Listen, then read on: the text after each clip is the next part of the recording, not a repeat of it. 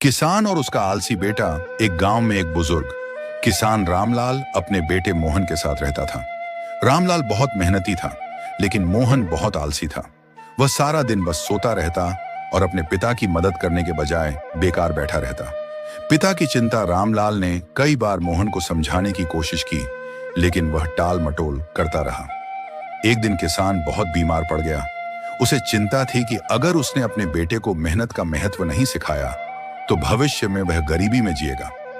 खजाने की चालाकी। एक दिन किसान ने अपने बेटे को बुलाया और कहा, बेटा, मैंने अपने खेत में एक खजाना छिपा रखा है। अगर तुम इसे पाना चाहते हो तो पूरा खेत खोद डालो। यह सुनकर मोहन को खुशी हुई। उसने बिना देर किए खेत खोदना शुरू कर दिया। कई दिन तक वह खेत को खोदता रहा, लेकिन उसे कहीं भी कोई खजाना नहीं मिला।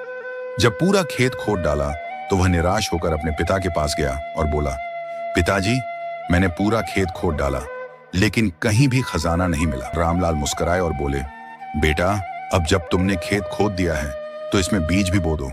मेहनत कभी बेकार नहीं जाती। मोहन ने ऐसा ही किया।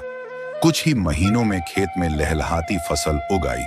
जब उसने फसल बेची तो उसे बहुत पैसा मिला। अब उसे समझ आया कि असली खजाना मेहनत से मिलता है।